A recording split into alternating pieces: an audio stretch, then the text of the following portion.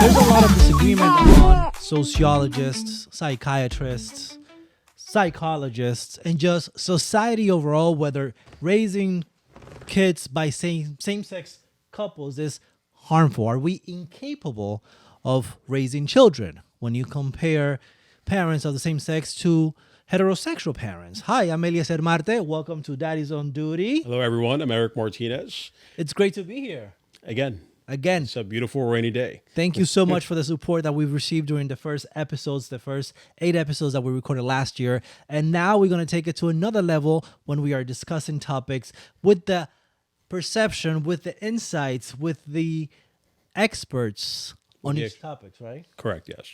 And today's a topic that we've talked about it last season, just us and how we felt raising our kids.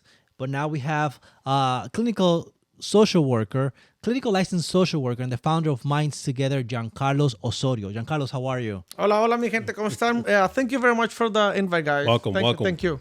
Eric, take it. Take the lead, Eric.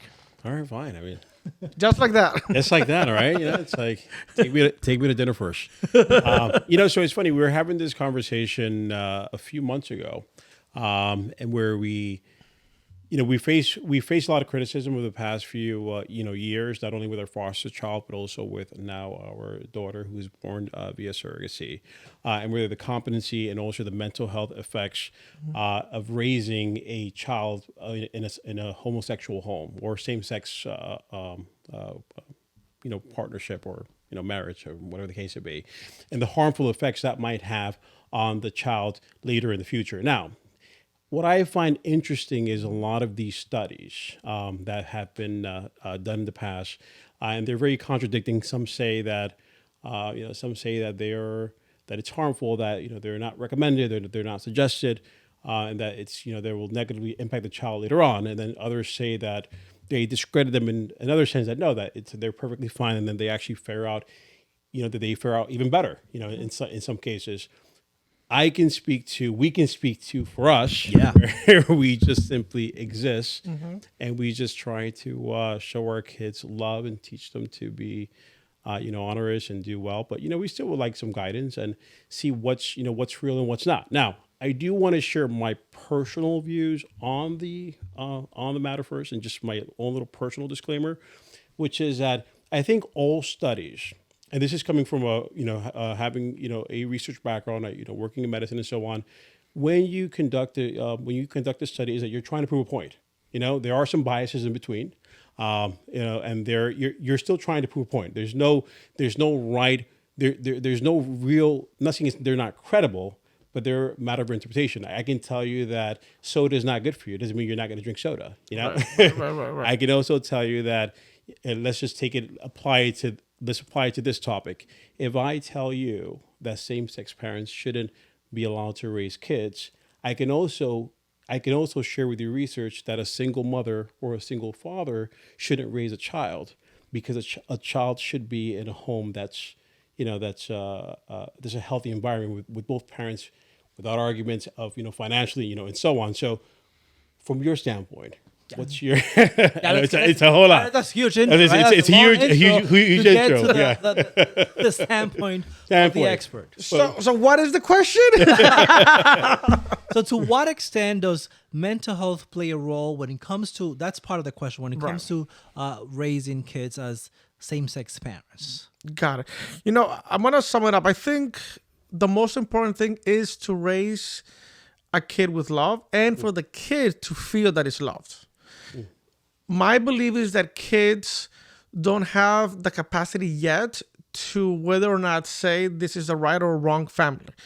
But they do have the insight to say, I feel safe, I feel loved, and I feel protected with my parents. All of this would change once the kid grows up and goes to the world, goes into society, which is the first part, school. Right? Yes. That's when he will start now noticing the difference. So, for example, when he goes to school, first grade or kindergarten, and he starts seeing that the other kids, moms and dad picks them up, but then he sees that only both dads picks them up, he will start, what's different here, right? And then the other kids would also start saying, you have two daddies, why is that, right? But other than that, like I always tell all the parents in therapy that they have 5 years to do it right. I think the most important years of a kid's life is the first 5 years. They develop trust, they develop attachment, they develop a sense of security. And this is regardless if they're being raised by same-sex couple or they're being raised by the grandma, by their aunt, right? A lot of us Latino family, our parents had to migrate and they left most of the kids with the grandparents, right? And that was also seen, right, because that was part of the family. So I think the most important part is for the kid to feel secure, loved, and comfortable in the environment that he is. Now the argument is that it changes how capable parents are when it comes to raising a child, depending of if the parents are a heterosexual couple or a homosexual couple. Does it change? Does it change how Well, I guess how the question effective is, it is? well, I guess the question you're asking, are same-sex couples capable of raising a child? Which we know the answer is true because they have, and we've seen those before. And I think more specifically, and I find this topic very interesting because I've seen some interesting things recently. What are the issues that kids face? Meaning from that age group between adolescence and toddler years, when they start going into high school, junior high, and even elementary school, when they get into society, identity issues, do they form unhealthy relationships? Do they have different, when you look at attachment theories and attachment anxiety, does that change? Does that vary based on whether they're in a same-sex couple relationship or heterosexual couple? No, not at all. It actually, that develops, whether positive or negative, like the attachment, it's really more based on the type of parenting, right? So, for example, the chances of having a transgender kid, it's like 1 in, like, let's say 500,000, right? But the chances of this kid being raised by a narcissistic mother is like 1 in 80. Right? And that's the damaging. The damaging part is not that the kid is being raised by a straight couple, but it's more the damage of the type of parenting that they're giving to this kid. And what are they doing in their early development to really form a well-attached son, right? So we have some parents, for example, that are like the helicopter moms, right? That is this typical parent where, like, they see the kid walk, like, don't touch this, don't move this, stay over here, what are you doing, right? And it's always like this. That creates for the kid this anxiety where the kid is like, right? So this is a typical kid that grows up, goes to school, and is this kid who's very shy and timid, right? But when we talk with this kid, it's really more, you've raised a kid who's really insecure and that is willingly not gonna do anything on his own because he's always expecting the parents to negatively reinforce him, whatever he's doing. But us as a gay couple, right? As obviously we're dads, Right. are we basically making a path for our children to be the same way? For example, one of the studies that I was reading says that basically children are gonna grow up to become like their dads. In this case, our son Ethan, is he going to turn out to be gay? Is he going to turn out to like boys, or daughter Cataleya, is she going to only Be a lesbian? Only there are two dads in for her. That's what she's going to look for in the future, be attracted to a woman. Does that determine? No, not at all. Not at all, because then you have to face the ever-ending battle, right? Are you born gay or are you or you become gay? Right. Yeah. So there's always this nature versus nurture. So I'm a strong believer that you're born gay. You are born with a certain characteristics that determine who you are, but it doesn't define you. Right. So there are kids who are very timid. There are kids who are very outgoing. There are kids who they just cry a lot, and the other ones that don't. But that doesn't determine who they are. I think the role of the parent is to model them and help them develop to the type of person that they want to be. Yes, it is true that every kid, when they grow up, they want to become whatever they want to do. But it's kind of like the challenging that we're facing now, where this whole gender affirming care for kids, right? When you have a 6-year-old boy saying that he wants to be a girl, who has that role to model and to guide this kid? The parents. But when you have a mom or a parent who's narcissist that wants to live the dream through their kids, then this parent is going to say, oh, you want to be a girl? Yes, finally I'm going to have a trans kid. Now the mother becomes, it's all about me, the attention. I'm the mother of a trans kid, right? But like I always say in my other programs, when I was a kid, I wanted to be a pirate. Thank God that my mom didn't took an eye out or she cut my leg, right? So I could become a pirate. I wanted to be a Spider-Man, right? Kids want to become whatever they want to, right? So No, listen, so kids want to become everything, and yes, kids want to be approved and loved by their parents. So I want to be just like my dad. That's obviously, and the parents also want to do that, right? So for example, when your kids grow, there's always this unconscious like, oh, I wish my son is a lawyer like me, or I wish my son is a doctor. I mean, and there are a lot of kids, adults who turn and do their career paths to let's say to make that proud, but deep inside they don't like what they did or their career path, and you just did it to make that happy. And then here you are having the parents, yeah, my son is a doctor just like me. Yes, I'm so proud of him. And the kid is like, the adult is like, yeah, dad, okay. Giancarlo, you mentioned something at the beginning. When the kids start going to school and they see that they're a mom and dad picking them up, but then you see two daddies that are going to pick them up. In this case, our son, he's going to the first grade, or foster child, right? How do we navigate? And parents are probably going through the same thing right now. When do we start telling them, hey, families are different? How do we navigate that part of it? I have two suggestions. One is you don't start talking until the kid starts asking. So if they ask you, then you tell them according to their capacity to understand them, right? So you're going to use a kid's language to let them know and to answer those questions. Because you don't want to start telling them information that they're not prepared for and things that they haven't even realized, right?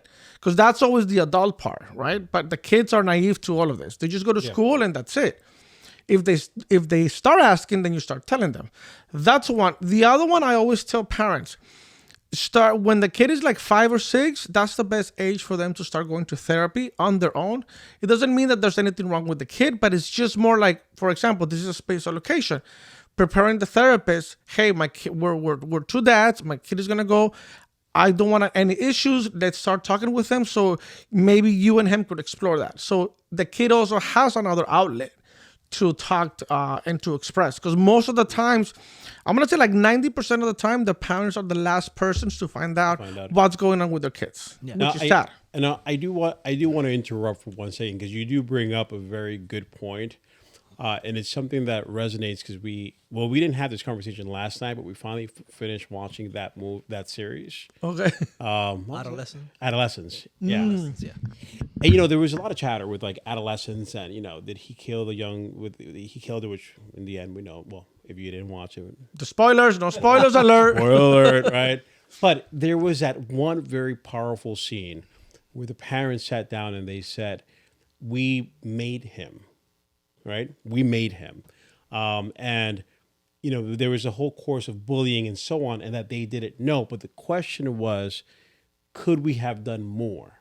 Right? Now, one of the studies also suggests that kids who come from same-sex, couples, which I think that, yes, of course. I think kids who come from same-sex, I think kids who come from minority backgrounds, I think kids who come from anything. If you have curly hair, if anything that's outside glasses, bracelets, you name it. It doesn't matter. Outside of the norm. Anything that's outside of what's socially normal. Right. You're a chubby kid. You're a smaller kid. You're going to be bullied. It's just what it is. So, but the thing is, could we have done more? And I think that's to answer that question, I think that is the answer. And I think it's that early on therapy. Whether you feel that they need it or not, but I think that's a good intervention. And is there anything else that they can do? But I think that it's a good intervention at that point too, even with children who are raised in same-sex couples, or even children who are who their parents might be in jail, or single mom who might not be able to give them the same attention, and might not because they want to be neglectful, but by just life's circumstances are neglectful. That therapy might be a good option. But therapy, what are the benefits? What else can be done to intervene? Because in this particular case, and I'm sure there are more case studies, the child was being bullied, reacting a certain way. Mm-hmm. The parents had no idea, and what could have been done at that point. And I think that would have been a very powerful intervention at that point as well. No, 100%. Look, when I work with kids and teens, I know more about them in 2 months than their parents. Mm-hmm. Right. So when a kid tells me that he was sexually molested at 7, at 9, and the kid is 14, I talk to the parents and they're like, they had no idea. right? Oh, we asked them, but yeah, if you ask a teenager, hey, how was school? Fine. Yeah. You got any homework? No. You want to talk about something? No.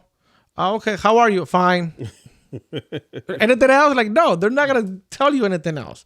But they will tell someone they trust, which is a therapist, right? And then all of this starts coming out. So I usually tell the parents, when your kid is 5 or 6, this is a great time to have him in therapy.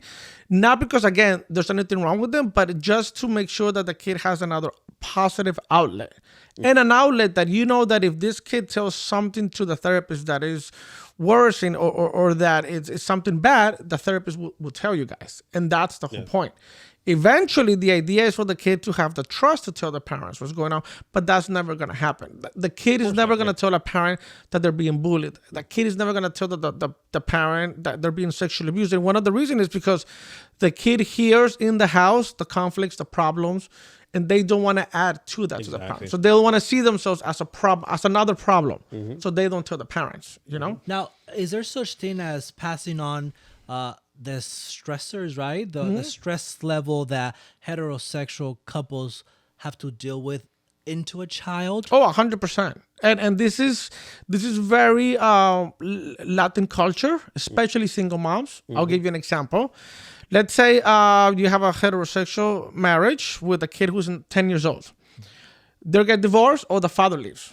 Mom comes and says to the 10-year-old, well, your daddy left us because he doesn't love us. He doesn't love you either. So now you're the man of the house and you're going to protect mom. And the kid is 10. Yeah. That pressure and what that means to that kid at 10 years old for mom to tell, and you're gonna be mommy's little boy, right? Because you're gonna be strong and you're gonna help mommy with your 4-year little sister because you're a big brother now and you're the big man of the house. Now, At 10 years old. Now I want to take that question. I'm going to switch it around from then a homosexual perspective, like same-sex couples, same-sex parents.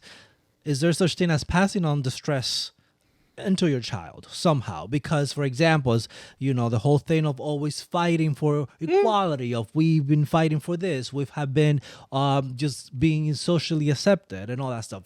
Well, before you answer that question, I want to spin that in a different direction. But spin it around. I want to spin that around in a different direction, in a more detailed one. But back to what you said before too. It is very true about passing on stressors, and when you look at different models and what's the perfect parenting setup, it's great and fine and dandy. When you look at research, yes, the best possible outcome would be to have 2 stable parents, and yes, research would suggest if you have a male and female to get both traits of in there, and and so on, and they will argue that. But then again, you would say that you shouldn't have a grandmother or a mother or so and so race. But sorry, before I digress. Thank you for that. No, wait. Before I digress, going back to what you were saying, when you're when you're looking at, to go to Eli's question, and when you're passing on thing, it's as it relates to identity, right? We fight for we have this constant fight in us, and we're acceptance and identity, and we go into social norms and so on. And we carry that on, and our kids see that too, and for them to be accepted as well. And there's a big question on identity for them as well, right? What are the challenges that they face, and what are the things that we should be looking out for, as well, as far as their development goes? Because that's something those are some of the stressors that I think the reason why, sorry to cut you off, sums it up is within identity. I think 100%. I think it all boils down for the gay community is identity, and acceptance. And then I think that with children too, when they go into the general population, and in this case, what's considered a normal family, mom and dad and so on, that's what would be the identity and social norm, and then they're not a part of something like that, which would affect their identity. So what are those challenges, and what should we be looking out for, and what's your take on it? So one is, I think is taking away a little bit the stress in the idea that you guys are a homosexual parenting.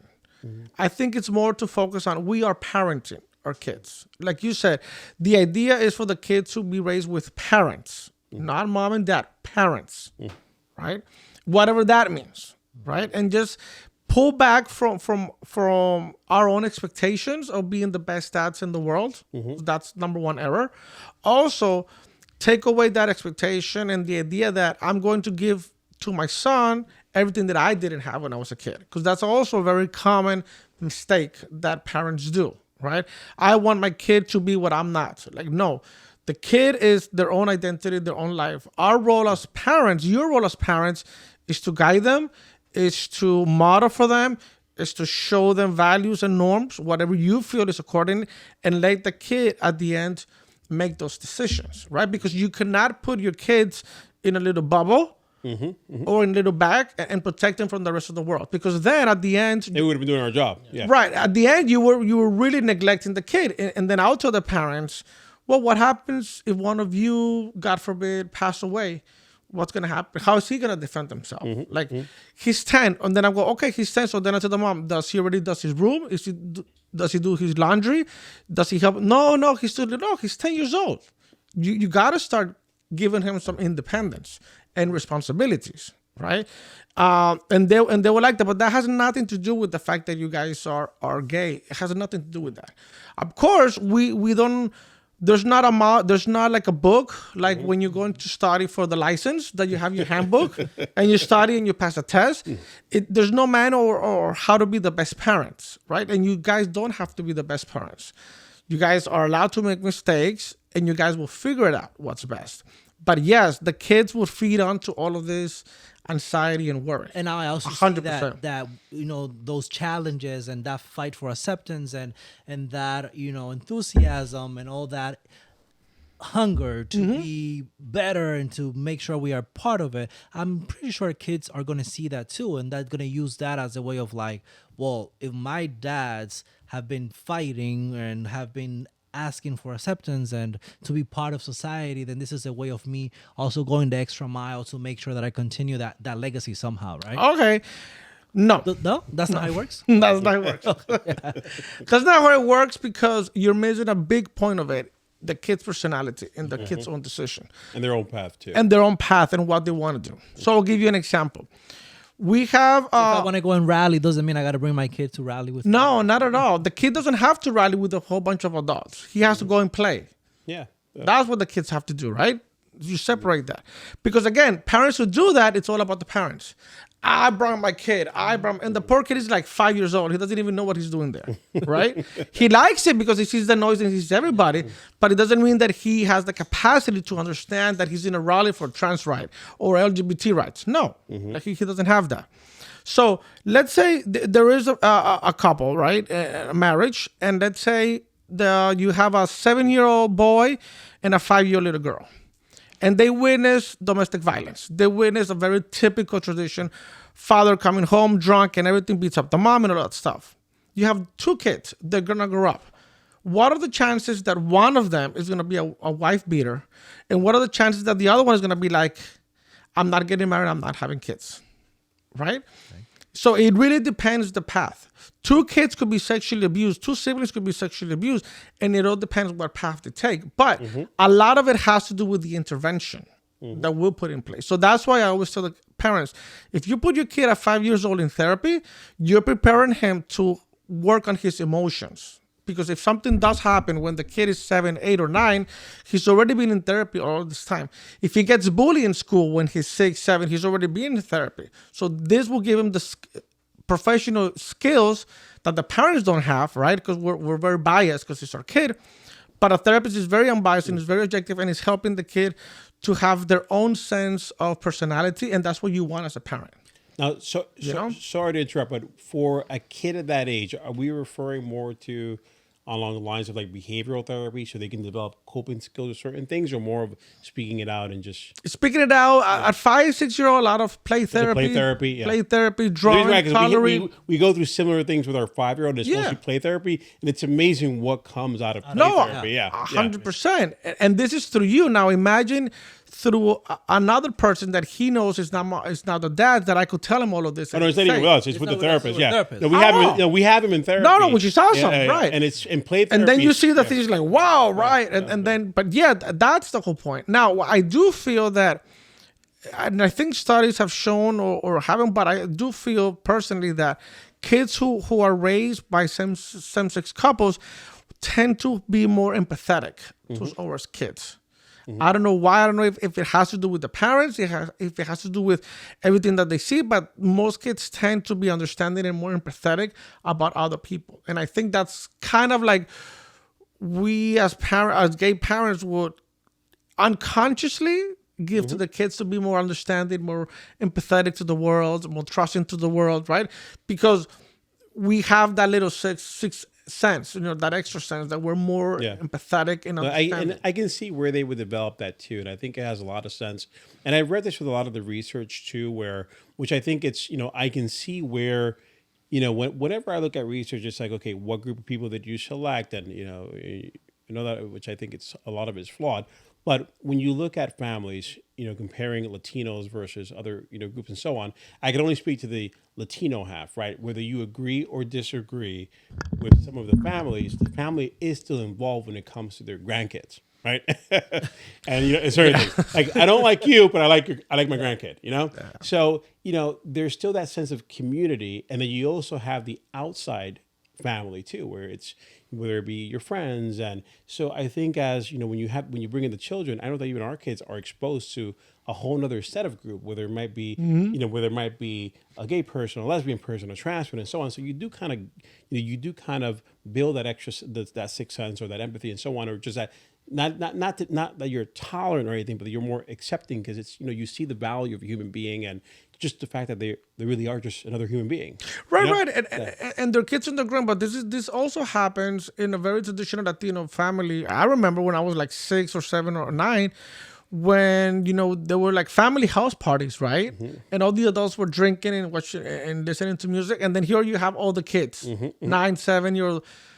What are the kids doing there? Trying to steal the beer. Right? And then you always have that one little uncle is like, right? And then you're drunk and everybody's like, oh, look at my nephew. He's 9 years old. Look, he's first drunk in the family. And it was like, yeah.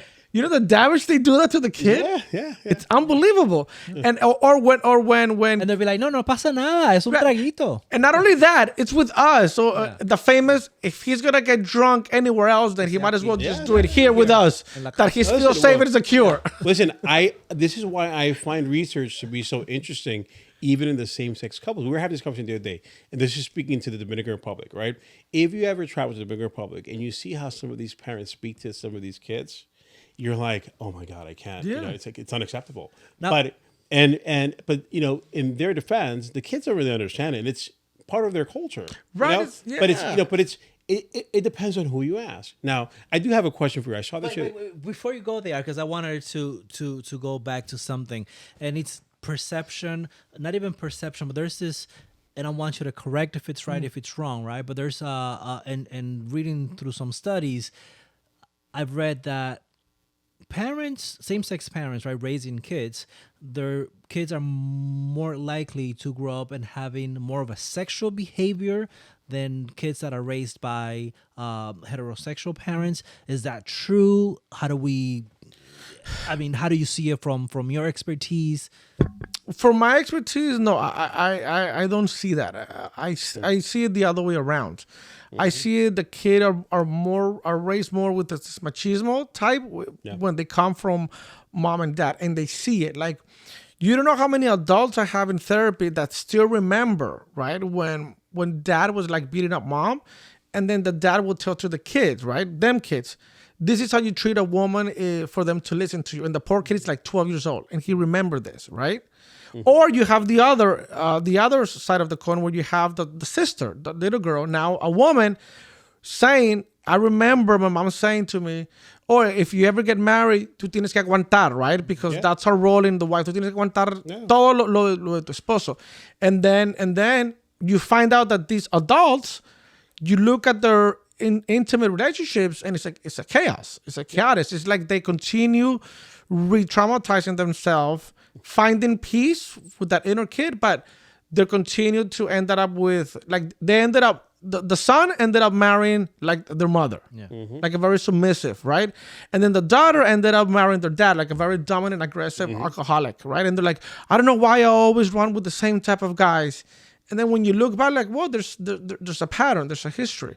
So with the same couples, it's really it's really the same thing, but again, it doesn't have to. It doesn't have anything to do with It's more open. being gay or there's a not being belief gay. that, I guess because people believes that same sex couple, but same sex couple, gonna are more sexualize. sexually active.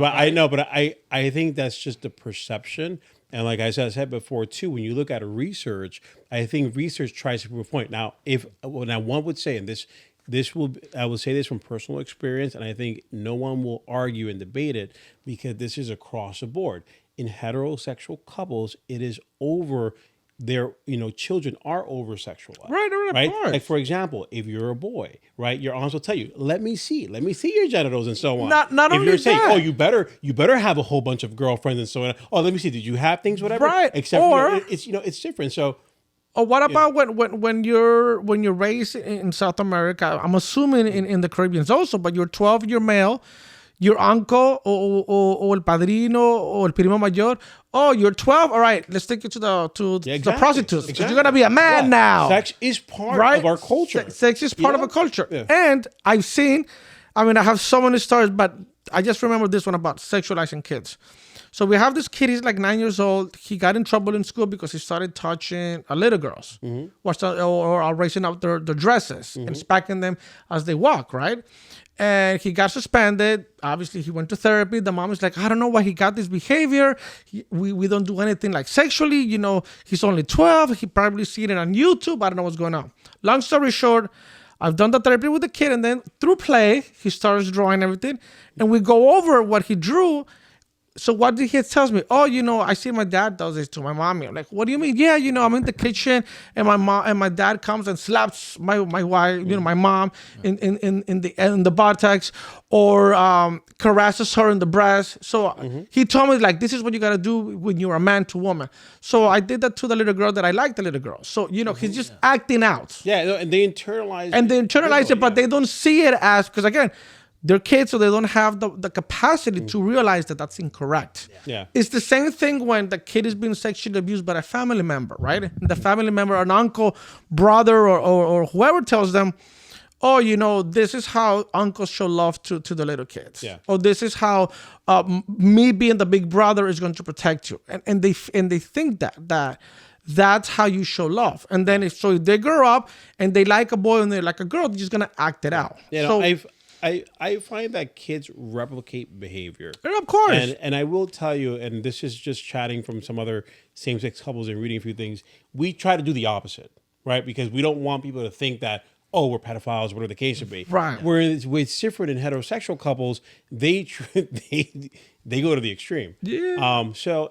But my question to you was, I saw this thing on Instagram, which I thought was interesting, where the caption was, as parents, you become the ghost in your children's life, right? How do you see that for how do you think that might be in like kids of a same-sex couple, You become the ghost. Yeah, well, that's of course. It's like the little back boys. Huh? The little back boys for them. No, you become their ghost. So, for example, I remember when I used to live in Florida. Every person that I've met. I'm very fortunate to still have my my mom and dad. So are you. And and everyone that I've met who's lost their parents. It's something that they never get over, and they always feel like an orphan and so on. But it's something that they still, their parents become their ghosts. Those are their memories, like those events and being home and together, and everything still goes back to that. So, what. As a same sex, as a same sex couple, right? And having those, if you have two male figures, are they missing out on something? Is there something that's, is there something critical, like a piece that will be missing if you're that ghost and so on? I think I know the answer, but no, 100%. Look, I'm a strong believer that if the kid, wherever he is receiving, again, love. He feels secure. He feels protected. Then it doesn't matter the environment, unless those things are being held, right? A lot of adults that that have a lot of issues with relationships or self-esteem.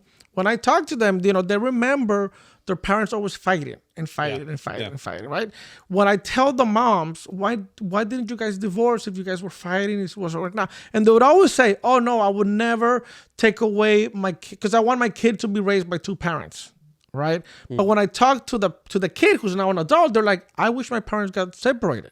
I prefer for them to be separated, but no fighting and no drugs and for me not to see what I saw. Right. So it's a different perspective. Again, it's always a lot of the times the biggest mistake as a parent is trying to parent the kid based on what I didn't get as a kid. You know what I mean? So that projection of I had a really bad childhood, I don't want my kid to have a bad childhood. Yeah. Yeah. And that's the biggest error. Yeah, I think there's so much more to this topic, and we definitely have to bring him back here. Yeah. Carlos, you have For to a second come back. part. You have to come back for a second part. I think you just gave a really good summary of what being a capable parent is, right? Being capable of parenting. And we definitely want to hear from the people that are watching us, that are listening to us. What do you think? Is there a difference between heterosexual and homosexual parents, same-sex parents?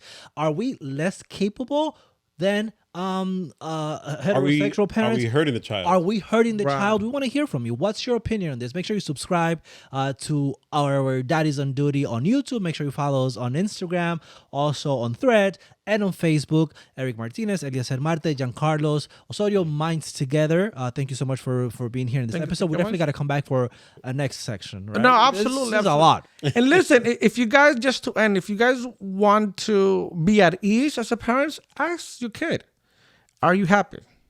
Do you like where you are? Do you like where you're living?